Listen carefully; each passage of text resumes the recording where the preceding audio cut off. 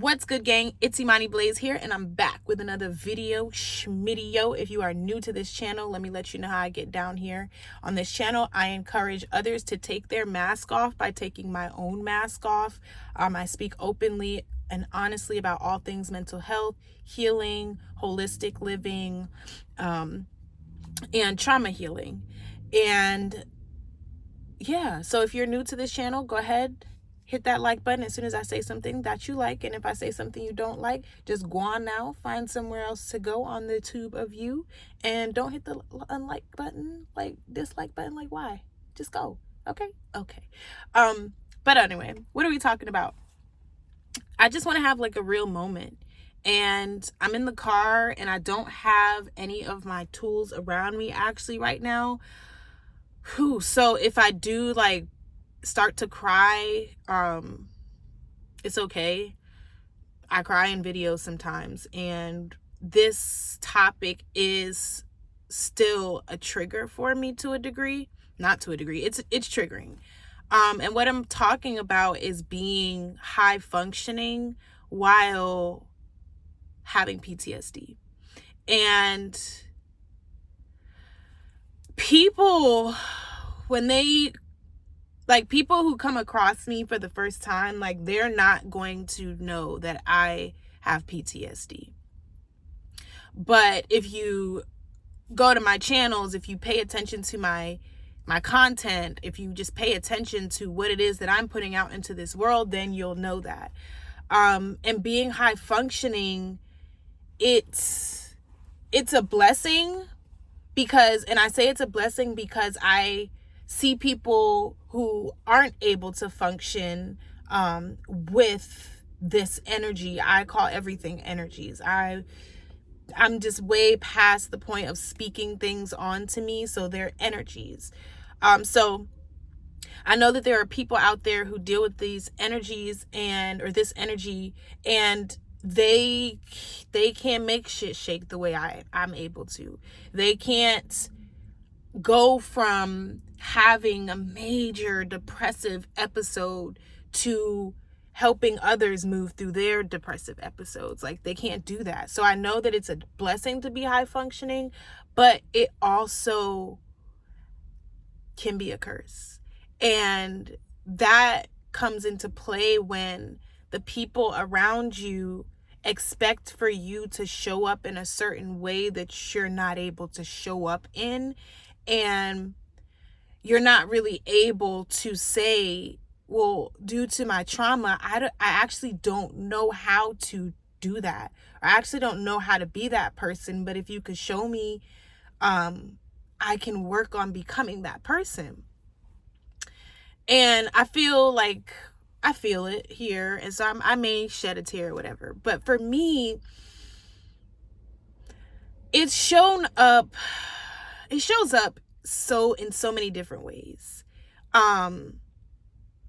And I'm just realizing now that I've got to be more open in the midst of people who assume that I'm okay.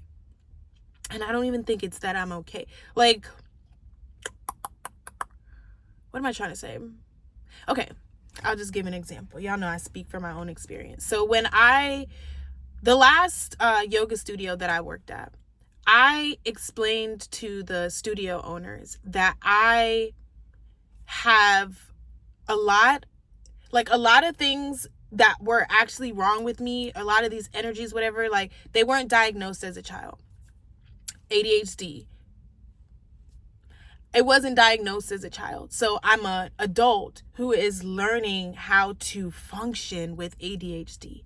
I put all of my symptoms under the PTSD umbrella, because just through research, through being diagnosed, like, if I were to go with what I'm told, then I would literally walk around this world and be like, I have depression, I have anxiety, I have ADHD, I'm a little bit autistic, like, but they're all symptoms of trauma for me. These are energies that I've developed because of my childhood. Now, I don't feel like I developed ADHD because of my childhood. I think I had ADHD. I had ADHD as a child. It wasn't diagnosed. I went about childhood just thinking I'm not as smart as the other people around me, and I'm faking it, and I'm just getting by. Even though I graduated high school, I graduated college, like, my family, they would big me up.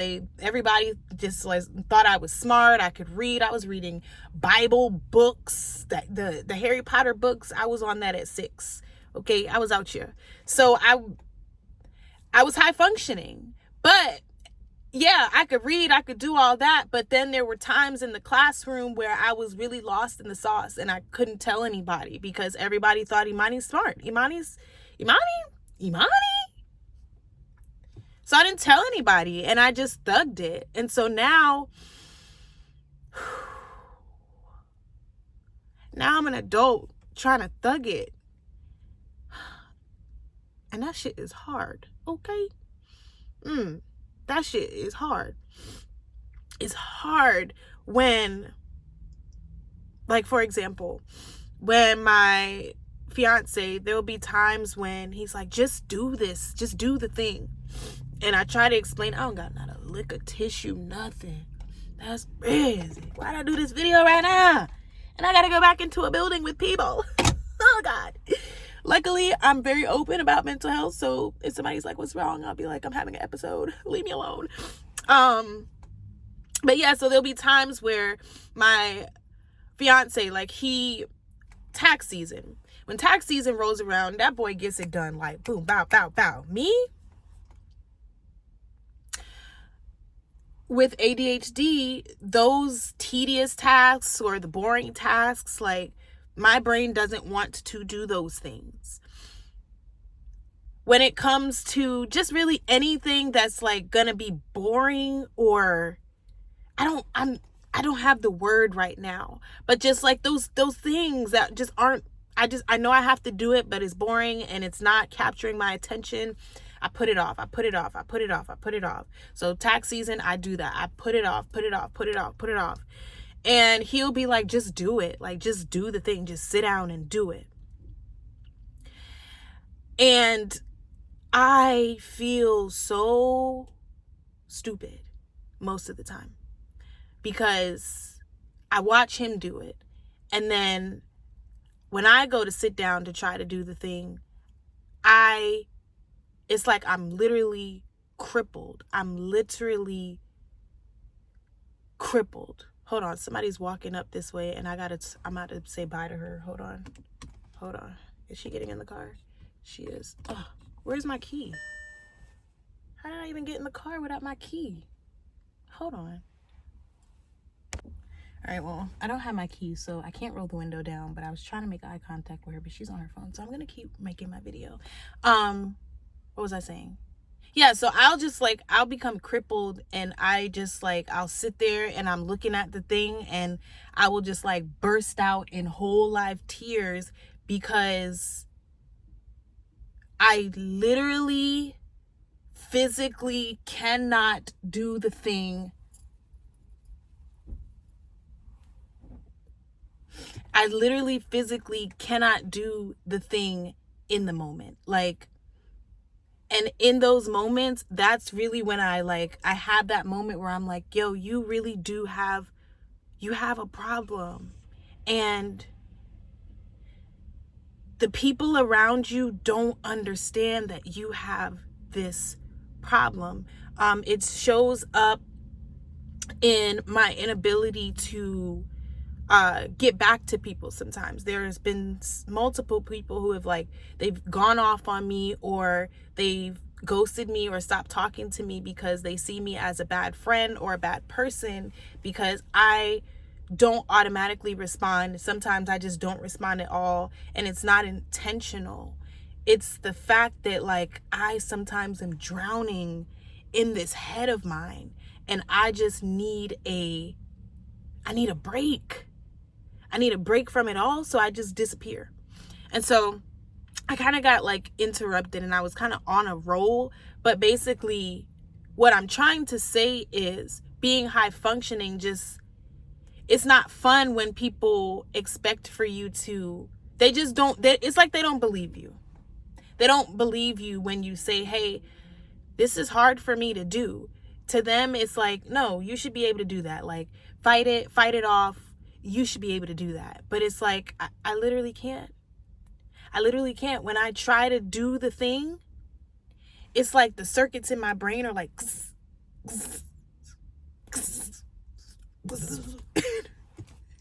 and I hate it, man. I hate that shit so much. I hate it. And I'm trying. And if you are somebody who is high functioning, I just want you to know you are trying. You're doing your best. You're doing your best. And I want you to give yourself grace. The thing that nobody else can give you because they simply don't understand, you got to give it to yourself. And I got to make more of these videos for those people who are high functioning, who are trying to explain to other people that, no, I'm not okay. You know, I can't really do that the way that everybody else does it. I can get it done, but I got to get it done my way, because this way doesn't work for me. Even though it works for the majority, it doesn't work for me. So that's that. That's really it. I thought I was gonna go in more, but I need to go back in the building. And I just saw somebody, and even though we just did the whole she finna send me a text message like, get your ass back in that building and go do what you're supposed to be doing. I'm pretty sure the kids are waiting for me, but they'll be okay. I wanted to say so much more, so I'll make a different type of a better video around this. Yeah, and somebody just called me, so yeah, I gotta go. But I'm just saying all this to say, one, to the people who don't understand that you can be high functioning and still need help, do your research, learn about the things that people are telling you that they are dealing with, and stop assuming that they can. They can't right now. And this whole year has really been about like this level up. Like I've been leveling up, getting to different new levels, and realizing that I have to move slower with myself on this level, because right now I cannot function the way everybody else functions on that level, at that level. And that's okay. And it's been an ego death. It's been like a G check. It's been humbling. Like when I see other women, like, this girl done wrote 7 books in a year, and here I am still trying to write book number 1, because my brain, when it's time to write, when it's time to put it together, it's like, oh, let's run away from that. What? When that's like, oh, we're not going to do all that, because I'm doing a lot of babbling, and I still said I'm going to go. So I love you. I mean it. Bye. Mwah.